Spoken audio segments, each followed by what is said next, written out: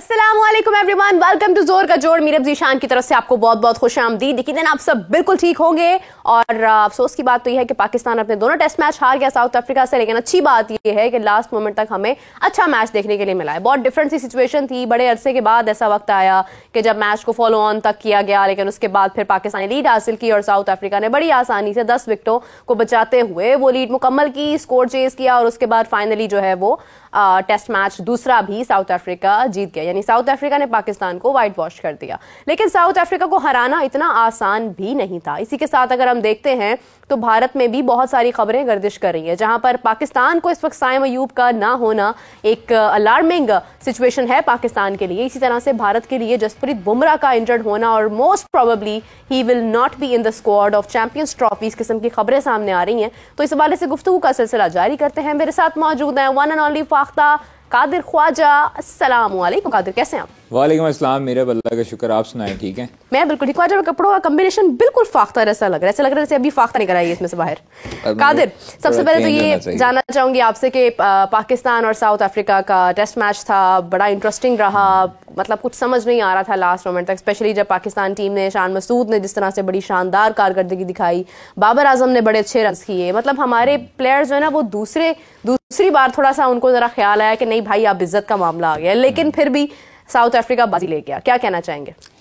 देखिए, ये हमें देखना चाहिए कि हम पहले फॉलो ऑन हुए, फिर उसके बाद हम लोगों ने बैटिंग एक ही दिन में दोबारा शुरू की और शान मसूद बाबर की पार्टनरशिप बड़ी अच्छी गई, जिसकी वजह से थोड़ी सी इज्जत बच गई और हमें एक इनिंग्स से शिकस्त होने से जो है वो बच गए हम लोग। अब जो है वो कंसर्न ये है कि जो पहली इनिंग में हमें सेटबैक हुआ एक साइम की इंजरी के हवाले से, साइम बाहर हुए, एक बैट्समैन हमारा कम हुआ, ज़रूर कम हुआ। हम फिल्डर तो ले सकते थे उनकी जगह, लेकिन हम उनकी जगह बैटिंग के लिए कोई नहीं शामिल कर सकते थे। ये पाकिस्तान के लिए थोड़ा सा अनलकी रहा। और फिर उसके बाद जो बाबर ने जिस तरह एक ही दिन में 250 किए, शान मसूद की फॉर्म वापस आई, शुक्र है कि वो उन्होंने रन्स करने शुरू किए, जो उनके ऊपर काफ़ी हद तक प्रेशर भी था एक, तो वो अच्छी चीज़ है ज़रूर कि पाकिस्तान के जो टॉप ऑर्डर के बैट्समैन हैं वो परफॉर्मेंस देना शुरू हो चुके हैं। लेकिन दूसरी तरफ हमारा एक कंसर्न ये है कि हमारे पास सबसे बड़ा लैग जो था वो स्पिनर का था। मैंने आपको कहा था कि स्पिनर अगर नुमान अली वहाँ पर हैं तो उनको TADA या उनको जो है वो सैरो तफरी के लिए नहीं रखा गया, वहाँ पर उनको शामिल करने के लिए रखा गया था। आपने केशव महाराज को उन्होंने रखा, आपने उनकी प्लेइंग 11 देखने के बावजूद ये फैसला किया कि आप फास्ट बॉलर्स के साथ जाएंगे। इट मीन्स कि आपको गेम अवेयरनेस नहीं है वहाँ पर, और वहाँ पर आप पिच की कंडीशन देखकर तब भी अगर फास्ट बॉलर्स को ही शामिल करेंगे और उनको 600 साढ़े 600 रन पड़ जाएंगे तो ये आपके लिए लम्हा फिक्री है कि आप वो चाहिए था कि उस टाइम आपको ये डिसीजन लेना चाहिए था कि आप स्पिनर्स के साथ जाते और स्पिनर्स को ही अटैक में शामिल करते। जो पिच की कंडीशन थी, जो वहाँ पर कंडीशन थी, वो आपके सामने थी कि स्पिनर्स ने डोमिनेट किया। कुछ फास्ट बॉलर्स उनके कुछ फास्ट बॉलर्स ने भी किया, लेकिन ब्रेक थ्रू ज़्यादातर जो है वो साउथ अफ्रीका को स्पिनर्स ने दिया। तो ये भी हमारा थोड़ा मसला है और हम लोग जो है वो पिच की कंडीशन को, प्लेइंग 11 को ख़ास तौर पर अच्छे तरीके से तरतीब नहीं देते जो देनी चाहिए थी। और दूसरी चीज़ ये है कि हमारा मिडल ऑर्डर नाकाम रहा, जिसमें हमारे कामरान गुलाम हैं, वो चाहे स्टीव स्मिथ की नकल तो उतारते हैं ग्राउंड में, फील्डिंग के दौरान बड़ी हुटिंग वगैरह होती है, सारा कुछ होता है, लेकिन अपनी परफॉर्मेंस को भी देखना चाहिए। 7-8 मैच अगर खेलने के बाद इस तरह की आप हुटिंग करते हैं और आप इस तरह की चीज़ें करते हैं तो आपको थोड़ा सा अपनी बैटिंग पर भी तवज्जो देनी चाहिए। कामरान गुलाम बहुत अच्छा प्लेयर है, नो डाउट बेहतरीन प्लेयर है, बट उनको चाहिए कि वो कंसिस्टेंट जो है वो रहें। और कामरान गुलाम की जगह साउथ शकील, सलमान अली आगा ने अच्छा खेला, साउथ शकील परफॉर्मेंस नहीं दे पा रहा, लंबी इनिंग नहीं खेल रहा, हालांकि बहुत अच्छा प्लेयर है, लंबी रेस का घोड़ा है और उसको चाहिए कि अपनी इनिंग को बिल्ड करे। ये 3-4 परफॉर्मेंसेस हमारी निकल आती हैं, इसमें से नीचे पार्टनरशिप हमारी 200-300 की लग जाती। अगर नीचे से हमारे मिडल ऑर्डर में से कोई सेंचुरी बना लेता तो सिचुएशन कुछ और होनी थी। अब जो है वो 60 रन 61 रन का आप टारगेट जब देंगे तो फिर वो तो बासानी अचीव करेंगे। तो साउथ अफ्रीका को नो डाउट उन्होंने अच्छा खेला, इसीलिए जीत उनका मुकद्दर में थी और उन्होंने पाकिस्तान को बिल्कुल नॉकआउट किया। और साउथ अफ्रीका को क्रेडिट जाता है, उनके बॉलर्स को भी, उनके बैटर्स को भी, जिस तरह के उन्होंने पार्टनरशिप्स लगाई, जिस तरह के उन्होंने 200 रन्स बनाए, 250 रन्स बनाए एक एक बंदे ने, इंडिविजुअल प्लेयर ने, तो वो उनको उस चीज़ को खास तौर पर क्रेडिट जाता है। बिल्कुल सही कादिर, बड़ा अच्छा एनालिसिस आपने किया, एक एक प्लेयर के मुतालिक जो है वो बात की, और कोई सवाल जो है वो इस हवाले से बाकी नहीं रह जाता है कि इंडिविजुअली प्लेयर्स की कारकर्दगी क्या थी। एज अ टीम हमने खेलने की कोशिश की, लेकिन हमारा जो एक बहुत बड़ा लॉस है, हमारा एक ऐसा प्लेयर जो इम्पैक्ट प्लेयर बन चुका है, जिसके ऊपर हमारी बहुत सारी नजरें थी, इनफैक्ट पूरी दुनिया की नजरें हैं। साइम अयूब के इंजर्ड होने के बाद हमारी टीम पर भी प्रेशर आया, वो प्रेशर हमें नजर भी आया, और उसके बाद जो है वो जिस तरह से हमने शिकस्त का सामना किया, कोई बहुत बड़ी बात नहीं है अगर हम हार गए तो मेरे नजदीक, क्योंकि मुश्किल टीम थी, विनिंग टीम थी, टेस्ट की बेहतरीन टीम है साउथ अफ्रीका। अच्छी बात यह है कि हमने मैच को आसानी से उनके हाथ में नहीं दिया, हमने लास्ट मोमेंट तक कोशिश की, फाइट करते हुए हम नजर आए। मजीद इस पर तबसरा जो है वो भी डिटेल में करेंगे, लेकिन एक इंपॉर्टेंट चीज ये भी है कादिर के, जहां पर पाकिस्तान और इंडिया दोनों पैरेलल जा रहे हैं। मैं देख रही हूँ इधर से इंडिया में हार होती है, उधर से पाकिस्तान में हो जाती है, इधर से पाकिस्तान जीता है, वहां से इंडिया जीत जाता है।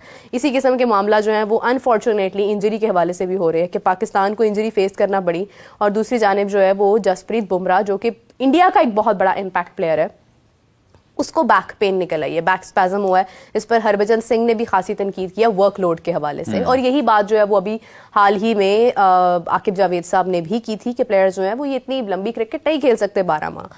जसप्रीत बुमराह का टीम में ना होना, इनफैक्ट चैंपियंस ट्रॉफी में ना होना, कितना खौफनाक हो सकता है भारत के लिए? देखें, खौफनाक ऑब्वियसली हो सकता है। इस वक्त दुनिया का सबसे अच्छा बॉलर जा रहा है वो, और चाहे वो टेस्ट क्रिकेट हो, ओडीआई हो या टी20 हो, हर एक उसकी फॉर्मेट में उसकी बड़ी अच्छी उसने नुमाइंदगी की है भारत की, और बड़ी अच्छे तरीके से उसने प्रेजेंट किया है भारत को, और विकेट टेकर है।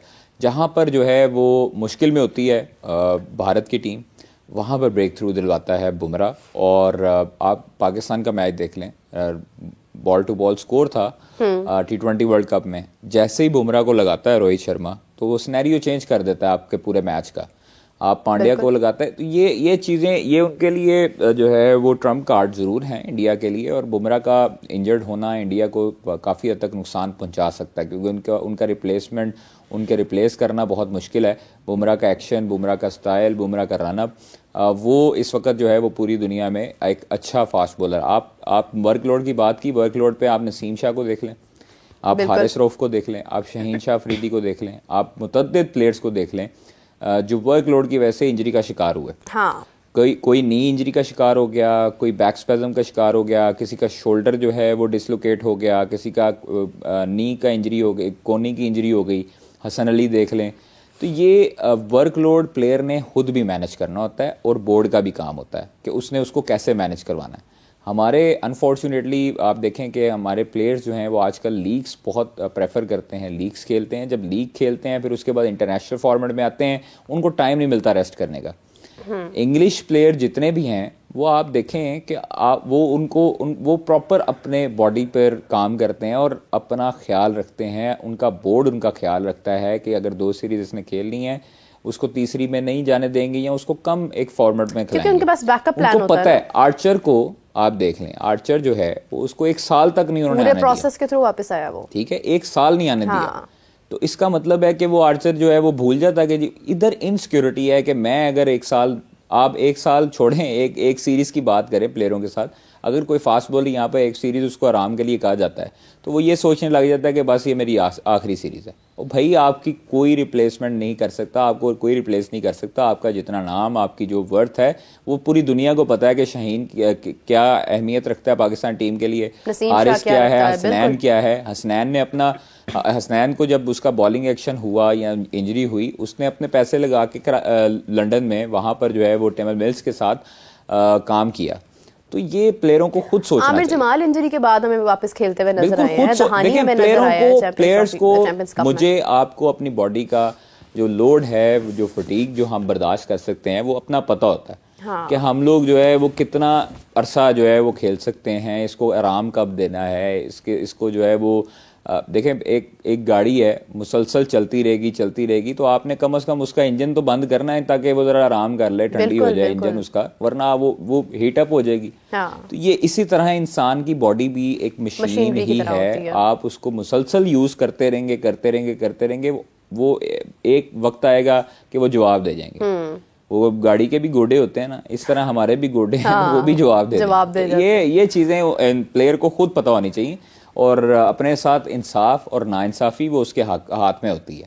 अच्छा, मुझे एक बात याद आ गई कादिर आपकी बात से। मोहम्मद आमिर का एक इंटरव्यू मैंने सुना था जिसमें वो बात कर रहे थे कि शाहीन बहुत ज़्यादा क्रिकेट खेल रहा है, और अभी तो नहीं उसको महसूस होगी ये चीज़, लेकिन ये जब जाएगा 23-24 साल की उम्र में, उस वक्त जाकर महसूस होगा। बेसिकली वो फास्ट बॉलिंग की बात करते थे। किसी ने सवाल उनसे किया होगा, मैंने प्रॉपर इंटरव्यू नहीं देखा था, शायद आपको याद हो, कि जितनी तेजी से क्रिकेट खेली जा रही है ये बाद में आपके लिए चीज फास्ट बॉलर्स के लिए प्रॉब्लम क्रिएट करती है। जसप्रीत बुमराह कोई और लीग नहीं खेलते हैं, वो सिर्फ आईपीएल खेलते हैं, वो अपने मुल्क की क्रिकेट खेलते हैं, उसके बावजूद he got the back spasm, उनको ये जो है वो तकलीफ का सामना हुआ। उन पर तो कोई लीग्स का प्रेशर नहीं है।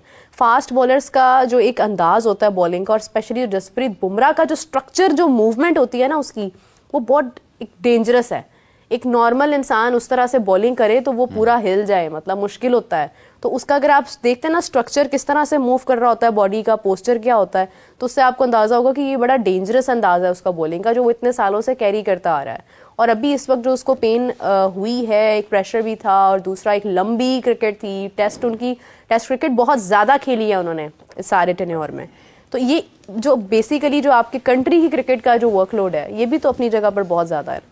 देखिए, ये मैं फिर वही बताऊंगा कि आमिर पूरी दुनिया में एक ऐसा फास्ट बॉलर है जिसको अल्लाह ताला ने आउट ऑफ द वे एक माइंडसेट दिया है गेम अवेयरनेस के हवाले से। हाँ। उसको चाहे वो बॉलिंग कर रहा हो या ना कर रहा हो, पाकिस्तान को ये भी चाहिए कि एक सजेशन है कि आपने अगर अपने यंग फास्ट बॉलर्स प्रोड्यूस करने हैं तो मोहम्मद आमिर को उनका कोच लगा दिया जाए एज ए स्किल कोच।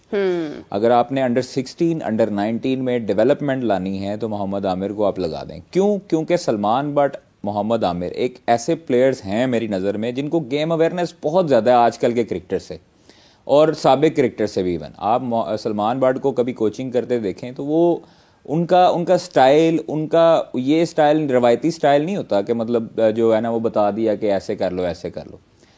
वो ना तो प्रोफेसर हैं, तो ना तो वो लॉयर हैं, तो ना तो वो कोई और चीज़ हैं। वो क्रिकेट, एक जो क्रिकेटर होता है उसको पता होता है कि उसने कैसे ग्राउंड में बच्चे को खिलाना है या खुद खेलना है। आमिर को पता था, बोलता था कि बॉलिंग के लिए उसने अगर बॉल अगली जो है वो शॉर्ट पिच करनी है तो अगली इसको इन स्विंग करनी है, फिर अगली आउट स्विंग करनी है, ये आउट स्विंग पे खड़ा है तो इसको इन स्विंग करनी है। विराट कोहली को चैंपियंस ट्रॉफी 2017 में 2 दफ़ा आउट करना किसी बॉलर का काम नहीं है कि उसको वो किसी बैट्समैन को पढ़ ले। अब आप देखें कि वो जब विराट कोहली पहली मरतबा आउट हुआ, बॉल बाहर जा रहा था तो वो बाहर जाते बॉल को उसने जब खेला तो वो स्लिप पे कैच लगा, अजहर अली ने छोड़ दिया। हाँ। अगला माइंड, मैं भी एज ए क्रिकेटर, कोई भी क्रिकेटर होगा उसको पता होगा कि इसने अब बॉल किया एक बाहर तो ये अब मुझे अंदर करेगा डेफिनेटली। ठीक है, तो वो आप विराट को देखें, उसका स्टांस ही ये था कि वो खेलने जा रहा था अंदर की तरफ। हाँ, मतलब उसने ज़हन बना लिया था कि उसने बिल्कुल लेग साइड की तरफ खेलना है, और जैसे ही बॉल पड़ा है वो बॉल फिर आउट स्विंग हुआ तो वो जो है वो उसका एज लगा और पॉइंट पे कैच कर लिए शदाब। तो ये आपको बैट्समैन के साथ खेलना पड़ता है, ये बॉलर की पहचान होती है। अब बुमराह जो है वो बैट्समैन के साथ खेलता है। हाँ। ठीक है, ऐसे नहीं उसका नाम बन गया। मिचेल स्टार्क जो है वो बैट्समैन के साथ खेलता है। ठीक है, शाहीन बैट्समैन के साथ खेलता है। ये ऐसे बॉलर्स हैं जो जिन्होंने अपना नाम जो है वो ऐसे नहीं बना लिया, वो बैट्समैन को पढ़ते हैं, फिर उसके बाद उस पर वर्क करते हैं, फिर आउट करते हैं। तो आमिर ने जिस तरह शाहीन के बारे में कहा है, हाँ। वो काफी अरसे पहले कहा था और अब वही चीजें निकल रही हैं। ठीक है, तो ये एक तजर्बा होता है। तजर्बे का कोई नेमुल बदल नहीं होता।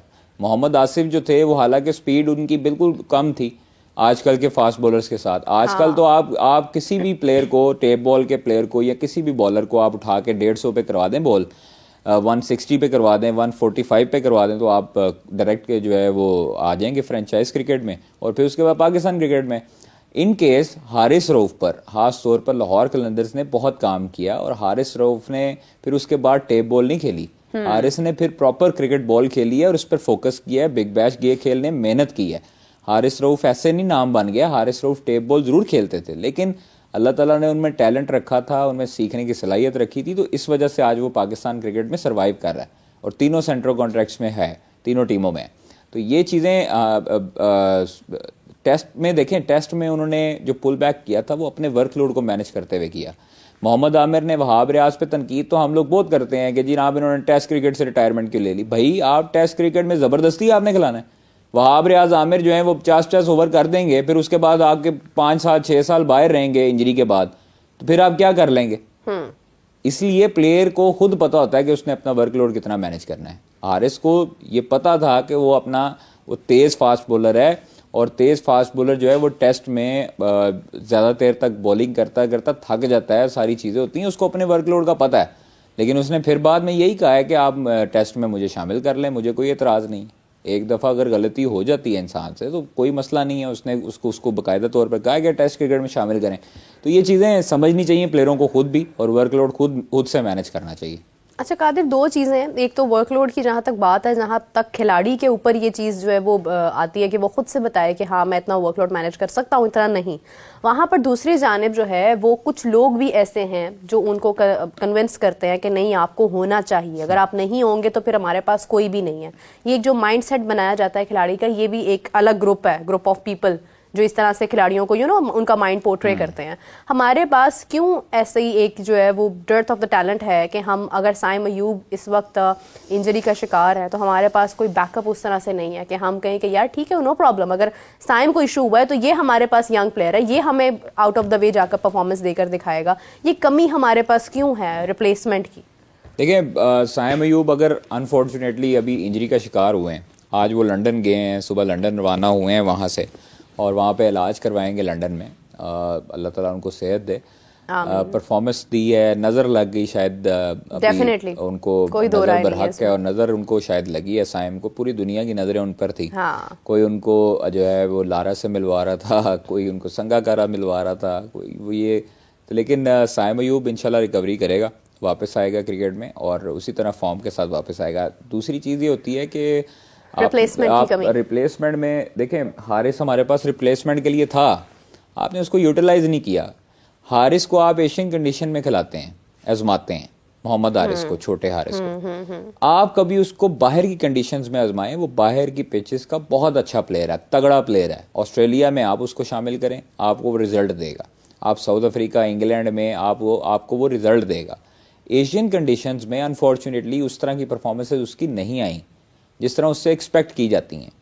लेकिन हारिस जो है वो बहुत टैलेंटेड है। अब नए जो लड़के आ रहे हैं, हमारे जो चैंपियंस T20 कप में लड़के सामने आए, बड़े अच्छे अच्छे लड़के सामने आए, आप उनको दें मौका, आप उनको ड्रेसिंग रूम शेयर करवाएं, प्लेयर्स के साथ रखें, आप उनको ग्रूम करें।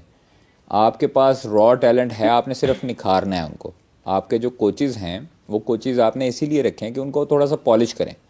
आपने फ्रेंचाइज क्रिकेट में अब जो है वो अगर इमर्जिंग कैटेगरी या सिल्वर कैटेगरी है तो आप उन प्लेयर्स को शामिल करें जिन्होंने चैंपियंस T20 कप में अच्छी परफॉर्मेंसेस दी हैं। आप उनको शामिल ना करें कि कोई भी जो है ना वो हम इमर्जिंग प्लेयर उठा लेंगे। अगर आपने champions T20 cup, champions cup करवाने शुरू किए हैं, चाहे वो 4 डे है, T20 है या ODI है, तो आपने फिर उधर से ही लड़कों को पिक करना है जिनकी परफॉर्मेंसेज हैं। ऐसे ना हो कि 3-4 साल वो परफॉर्मेंस देते रहें और फिर उसके बाद जो है ना वो टाटा बाय बाय।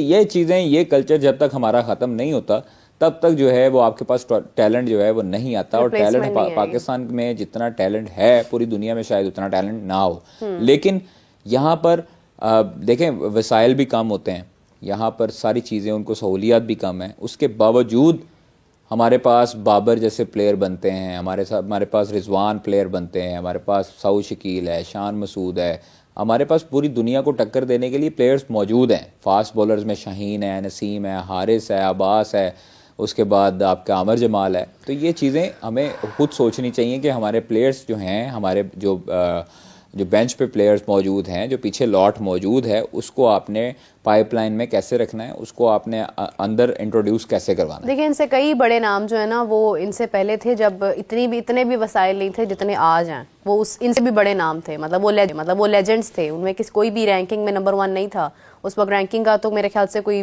था ही नहीं सवाल इसके ऊपर।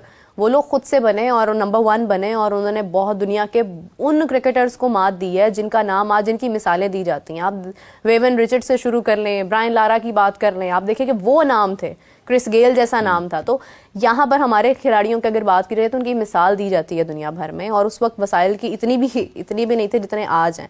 कादिर, ऐसी क्या मजबूरी है हमें कि हम मेडिकल पैनल अपना इतना स्ट्रांग नहीं तैयार कर पाए हैं आज तक कि हमारे खिलाड़ियों को कोई मसला होता है, कोई इंजरी होती है तो हमें फौरी तौर पर उनको लंदन भेजना पड़ता है या हमें उनका बैरून मुल्क जाकर इलाज करवाना पड़ता है। पाकिस्तान में क्यों इलाज नहीं हो सकता किसी भी खिलाड़ी का?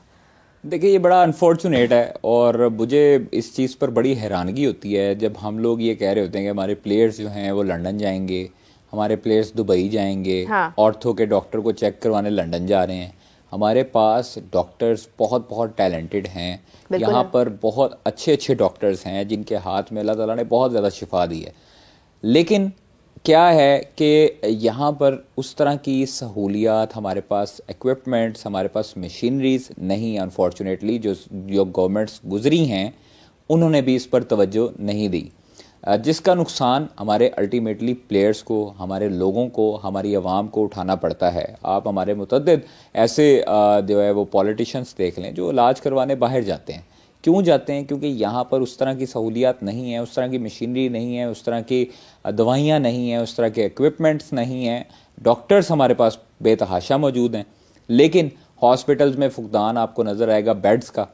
एक बेड पे 4-4 मरीज पड़े होते हैं। लेकिन स्पोर्ट्स के लिए तो एक अलग तैयार हो सकता है। स्पोर्ट्स के लिए आप स्पोर्ट्स मेडिसिन, आप स्पोर्ट्स मेडिकल फैसिलिटीज जो हैं वो आप अलग से हॉस्पिटल एक तामीर करवा सकते हैं जिनमें आपके टोटल जो ऑर्थोस के फिजियोथेरेपिस्ट हों या आपके जो बाकी मेडिकल जो ऑफिसर्स हों वो वहाँ पर मौजूद हों। आपके पास अंदर अभी पाकिस्तान क्रिकेट बोर्ड के साथ एक मेडिकल पैनल होता था, मेडिकल पैनल है भी, लेकिन इस तरह वो आप देखें, एक खिलाड़ी ऑलरेडी इंजरी का शिकार है, दूसरा वो इतना लंबा सफर तय करके फटीग, हेसल, और उसके बाद वो वहां पर जाकर अपना इलाज करवाएगा, वहां पर रहेगा, अपनी फैमिली से भी दूर रहेगा, फिर वहां पर जाके इलाज करवाने के बाद वो वापस पाकिस्तान आएगा, फिर आके रिहैब करेगा। So why don't we create any personal hospital for only cricketers, जहां पर हमने जो इतना पैसा लगाकर साइम को लंदन भेजना है, हम वही पैसा लगाकर लंदन से इक्विपमेंट्स मंगवा लेते हैं। यहाँ पर डॉक्टर्स हमारे पास मौजूद है। एग्जैक्टली, अच्छी सजेशन है और यहाँ पर डॉक्टर्स मौजूद हैं, बड़ी तादाद में मौजूद हैं।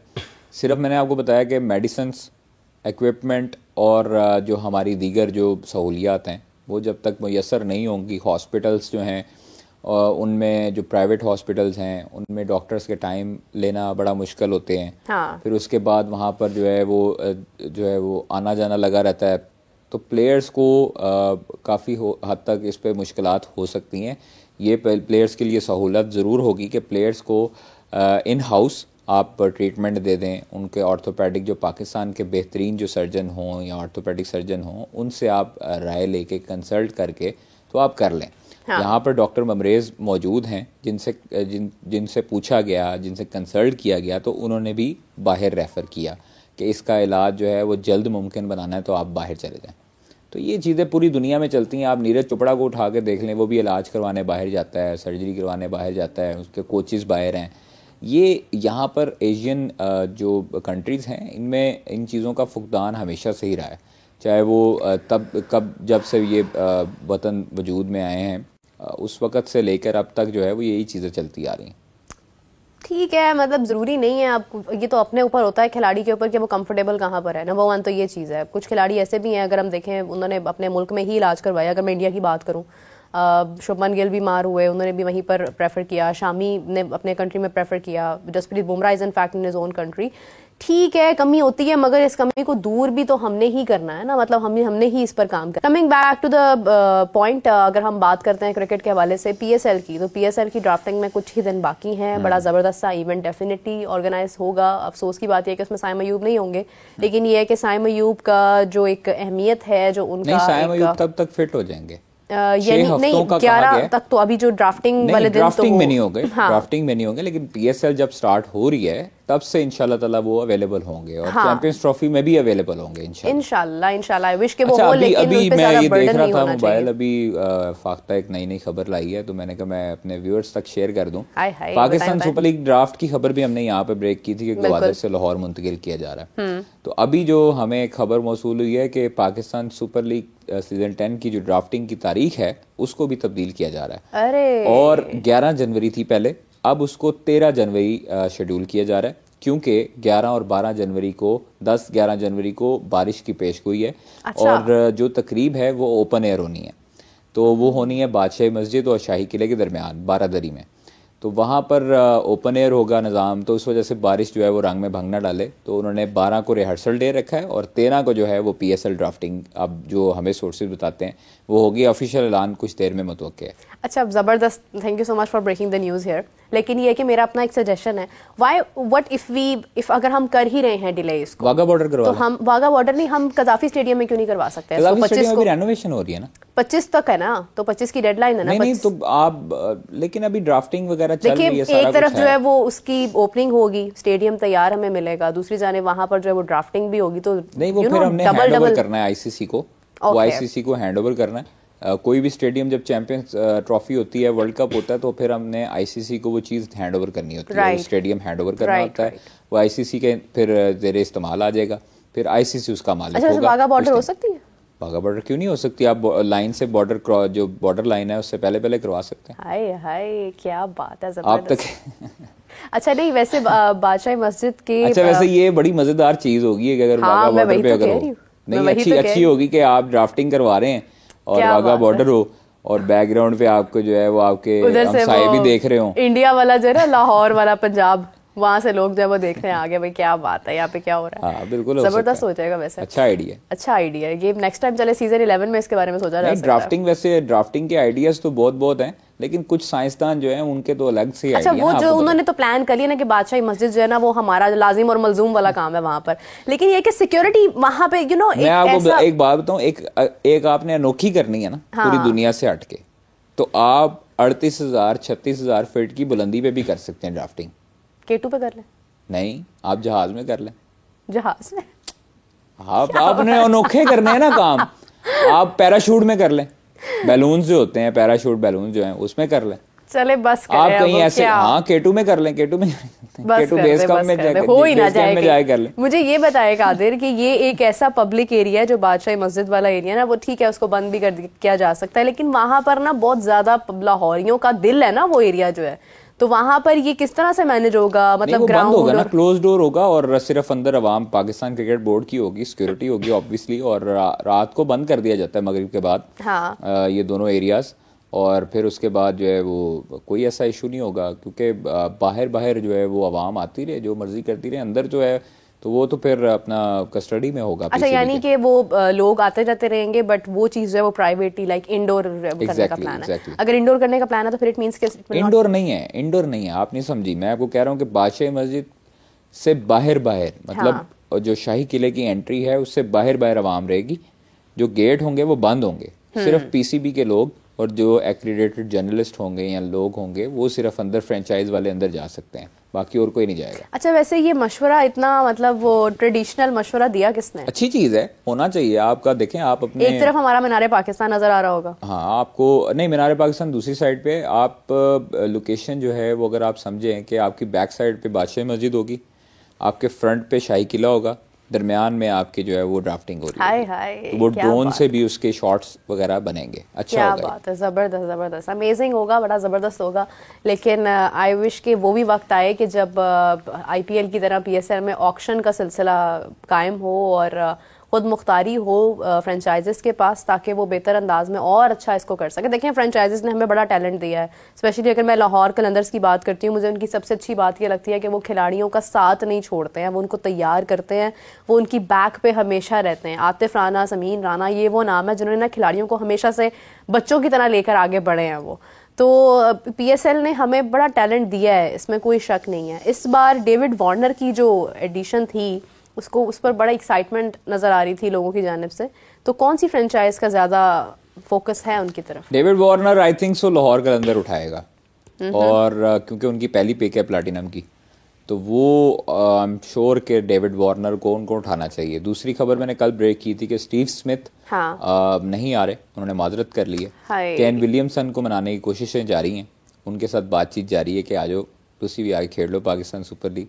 खैर जॉनी क्यों नहीं आए, मतलब what is the reason? Smith का बेसिकली ये होगा वहां पर, क्योंकि चैंपियंस ट्रॉफी में वो सिलेक्ट होंगे, आई एम श्योर कि ODI में सिलेक्ट होंगे, और वो ये सोच रहे होंगे कि चैंपियंस ट्रॉफी प्लस PSL तो वो काफ़ी हद तक बाउंड हो जाएंगे, और लंबा एक क्रिकेट हो जाएगी और वो फिर फैमिली से दूर हो जाएंगे।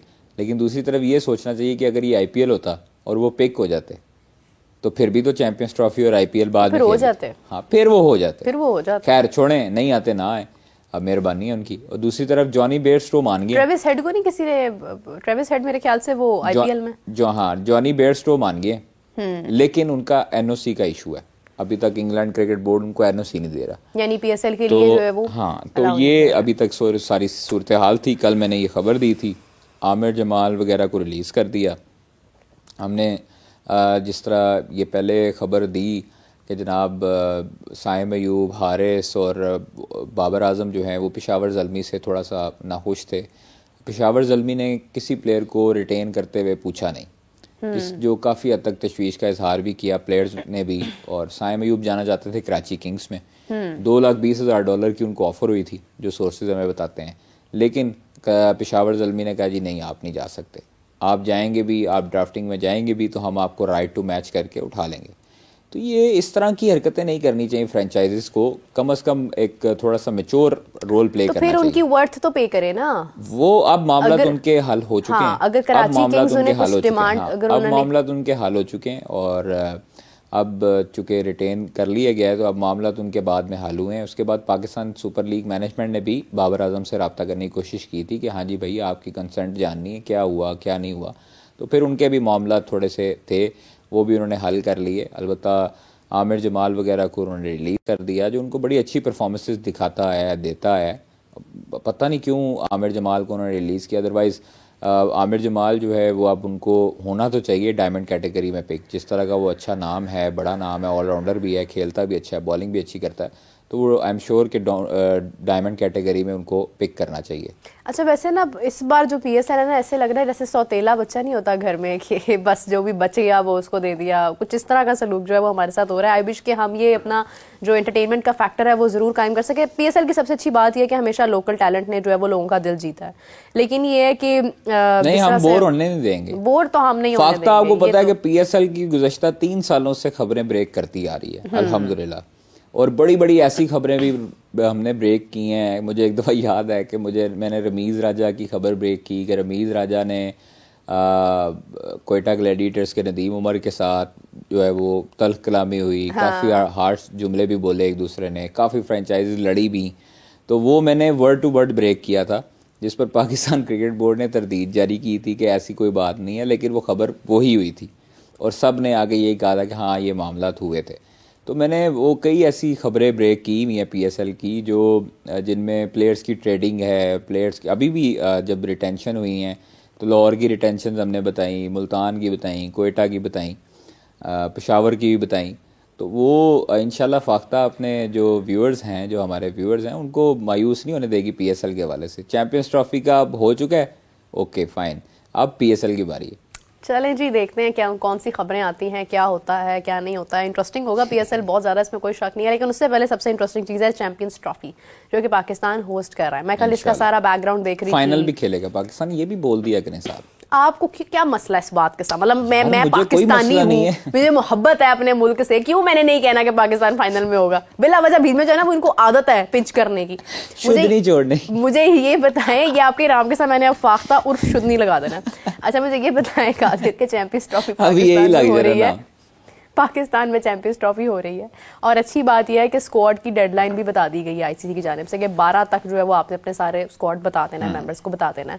इस हवाले से क्या खबरें हैं ये बताएं, काम की बात बताया करें। है नहीं, काम की बात नहीं, आप पहले गए फाइनल का इंशाल्लाह। मैं तो खुद कह रही हूँ पाकिस्तान फाइनल में होगा भाई, नीयत से ही बोल रही हूँ, छोड़ दें आप नीयत से प्लीज। मुझे पहले ये बताएं कि स्क्वाड की क्या अपडेट्स हैं, स्क्वाड के बारे में क्या खबरें हैं। और एक और चीज़ जो है वो मैं आपके साथ शेयर करूं कि जो इंडिया की इस वक्त कप्तानी का इशू था, क्योंकि रोहित शर्मा ने टेस्ट से तो खैराबाद कह दिया है, तो ये भी एक डाउट था कि वो चैंपियंस ट्रॉफी में कैप्टेंसी करेंगे या नहीं। तो उसके बारे में क्लैरिटी है कि he will be doing the captaincy of Indian team, लेकिन जसप्रीत बुमराह नहीं होंगे तो वाइस कैप्टन की भी थोड़ी सी जरा वो पेश कर। आपने उनका इंटरव्यू सुना है? मैंने, उन्होंने आपके बारे में कहा है कि क्या नहीं, आपने उनके जुमले, उनका कॉन्फिडेंस लेवल चेक करें कि वो उन्होंने बोला कैसे है। हाँ, कि मतलब मैं जो है वो मुझे समझाने की ज़रूरत नहीं है, मुझे समझ है और मैं मैच्योर हूँ, मुझे पता है कि क्या है क्या नहीं है। तो ये चीज़ें वो उन्होंने आंसर किसको दिया, और वो आप समझ सकती हैं कि वो डग आउट वाला जो ड्रेसिंग रूम वाला इशू हुआ, तो वो आंसर उन्होंने किसको दिया और किसको पॉइंट आउट किया। नहीं, उन्होंने बकायदा तौर पे कहा है कि हाथों में कलम और लैपटॉप लिए हुए लोग जो है ना, क्या ये बात नहीं बता सकते हमें। वैसे कोई कर सकता है इधर? अभी उन्होंने इनके हाथ में फोन नहीं देखा। नहीं, कोई कर सकता है इधर? बताएं। देखिए, कोई इस तरह की बात कोई कर सकता है यहाँ पे? तो आप बताइए ना, मुझे क्या पता यहाँ पे नहीं कर सकता है कि नहीं कर सकता। यहाँ पे भाई डरा के तो एक ही है ना, फाख्ता यहाँ पे डरा के रखते हैं। यहाँ पे हम कैसे करें? यहाँ पे आपको कुछ कहें, आप जो है ना वो लड़ने लग जाते हैं। यहाँ पे फखर जमान में मुझे बीच में ना लेके आया करें आप। यहाँ पे फखर जमान ने एक ट्वीट कर दिया तो इतना मसला बढ़ गया। अच्छा जी, मैं चलें आपको खबर बताता हूँ। स्क्वाड जमा कराने की आखिरी तारीख जो है वो 12 फरवरी है, और जो सपोर्ट पीरियड है 12 फरवरी। हाँ, 12 फरवरी। ओके ओके ओके फाइन, मुझे लगा था 12 जनवरी है। मुझे भी आपने डाउट में डाल अच्छा नहीं प्लीज बताएं। तो स्पोर्ट पीरियड 12 फरवरी का रखा गया। उसके बाद जो है वो स्टेडियम आपके भी जो कदाफी स्टेडियम है वो भी हैंड ओवर कर देंगे। और नहीं सॉरी, सही कह रही है आप, सही कह रही है, मैं गलत था। 12 जनवरी, सॉरी, बिल्कुल 12 जनवरी, माफी, 12 जनवरी। चले कंटिन्यू भी करते हैं। तो उस पे जो है ना वो आपको स्टेडियम्स भी हैंड ओवर आपने करने हैं। 25 जनवरी का आपने टाइम दिया है, और वो तकरीबन मेरे ख्याल में 10-12 फरवरी तक आपने उनको हैंड ओवर करने हैं। वहाँ पर टीमें, क्योंकि 10-12 फरवरी को टीमों का आने का जो शेड्यूल है वो जारी हो जाएगा, टीमें आना शुरू हो जाएंगी इंशाल्लाह ताला। और फिर उसके बाद यहाँ पर प्रैक्टिसेस भी करनी है। तो 25 जनवरी का तो चेयरमैन ने कह दिया अब डेडलाइन है। उसके बाद हमारे पास एक ग्रेस पीरियड भी मौजूद है 12 फरवरी तक। राइट हमने 12 को चूँकि आईसीसी को हैंड ओवर करना है, तो 12 फरवरी तक हमारे पास ग्रेस पीरियड है कि हम लोगों ने उस दौरान तक हमने अपने स्टेडियम्स को बिल्कुल मेकअप करके और बिल्कुल साफ़ करके आपने जो है ना वो देना है। तो इंशाल्लाह हो जाएगा, अल्लाह खैर करेगा। और हमने कल जो देखा था उसके बाद तो हमें तसल्ली हुई है कि अब हो जाएगा जल्दी, क्योंकि वो नेट्स वगैरह लगने शुरू हो चुके हैं। खंदक जो हमने देखी थी उस पे नेट्स लगने शुरू हो चुके हैं। फिर उसके बाद जो अंदर जो सीलिंग और डक्टिंग का काम था बिल्डिंग में वो भी कंप्लीट हो चुके हैं। अब सिर्फ ग्लासेस लगने हैं, बाहर ग्लास लगने हैं। तो और एक जो है वो आपने देखा हो, जब ग्राउंड से पवेलियन एंड की तरफ आते हैं तो ड्रेसिंग रूम के नीचे एक नया इंक्लोजर्स 2 बन रहे हैं। हाँ, वो जस्ट लाइक जिस तरह वकार यूनुस और वसीम अकरम हमने फॉरेन बिल्डिंग में देखे थे, इसी तरह के यहाँ पर इंक्लोजर्स बन रहे हैं। उनके लिए जो है वो बेसमेंट और सरिये वगैरह कल लगने शुरू हो गए थे, तो वो भी इंशाल्लाह ताला जल्दी कंप्लीट हो जाएगा। एलईडी लाइट जो हैं वो एसएमडी लाइट्स वगैरह, जो स्कोर जो बोर्ड्स हैं, जो स्क्रीन्स हैं, वो भी नस्ब होना शुरू हो जाएंगी, वो भी आ गई हैं। लेज़र लाइट्स वो जो हमने बताया था कि जी ऑस्ट्रेलिया से इंपोर्ट कर लिया है, वो भी आ गई हैं और वो भी जल्दी इंस्टॉल इंशाल्लाह होना शुरू हो जाएंगी। प्लस एलईडी लाइट्स जो फ्लड लाइट्स की जगह जो लग रही हैं वो भी अब लगनी शुरू हो गई हैं। एक पोल पे तकरीबन 80 लाइट्स हैं, मैंने कल गिनी थी। और वो पेयर की शक्ल में लगी हुई हैं। देखिए बहुत अच्छी बात है, डे नाइट मैचेस हैं तो बड़ा शानदार व्यू होगा इंडीड इंशाल्लाह। और बस वो ही है ना कि आप देखें कि 11 अभी जो है वो तकरीबन इनको स्क्वाड जमा करवाएंगे, टीमें जो हैं वो स्क्वाड्स देना शुरू हो जाएंगी। 7 तारीख हो गई आज। हाँ, 25 तकरीबन आप देखें कि अगर 12 जनवरी है ना तो ये 12 जनवरी तक वैसे जो स्क्वाड होता है ये जमा करवा देते हैं। साइम का नाम है या नहीं चैंपियंस ट्रॉफी? होगा इंशाल्लाह ताला, लेकिन वो खेलना चाहिए। मैं आपको बताता हूँ। अच्छा, सपोर्ट पीरियड क्या होता है, मतलब आप वो उस तरह की चीज़ें नहीं रही कि आपने स्क्वाड चेंज कर लिया तो आप जो है ना वो नहीं कर सकते। आप 12 जनवरी तक, मतलब 12 जनवरी को आपने देना है, और फिर उसके बाद आपने तकरीबन आपके पास 25-26 जनवरी तक का टाइम होगा जिसमें आपने अपना फाइनल शेड्यूल तब्दील कर सकते हैं। कोई इसको डाल लिया, उसको डाल लिया, कोई ज़रूरी नहीं है। आपने इनिशियल स्क्वाड देना है। उसके बाद जो हतमी आप 18 देंगे या 15 का स्क्वाड देंगे या 20 का स्क्वाड देंगे या 15 का स्क्वाड होगा तो आपने वो तकरीबन 25-26 जनवरी तक जमा करवाना है। फिर उसके बाद ये होगा कि बाद में अगर आपने चेंज करवाना है तो वो टेक्निकल कमेटी को रिक्वेस्ट करनी पड़ेगी ऑन मेडिकल ग्राउंड, तो वो फिर उस वजह से चेंज होगा। चलें जी, बड़ी इंटरेस्टिंग बातें हैं। और जैसे जैसे दिन आगे बढ़ रहे हैं, एक तरफ पीएसएल की खबरें आ रही हैं, एक तरफ चैंपियंस ट्रॉफी की खबरें आ रही हैं और एक तरफ स्टेडियम की अपग्रेडेशन के हवाले से भी खबरें सामने आ रही हैं। तो बहुत इंटरेस्टिंग सी गुफ्तगू हमारी आज भी हुई है और इंशाल्लाह आपके साथ नेक्स्ट प्रोग्राम में भी बड़ी ज़बरदस्त डिस्कशन होगी। अभी के लिए मुझे और कादिर को दीजिए इजाज़त। And thank you so much Qadir, thank you so much to your Fakhta as well. तो मुझे और कादिर को दीजिए इजाज़त। अपना बहुत सारा ख्याल रखिएगा, तब तक के लिए टेक केयर, बाय बाय।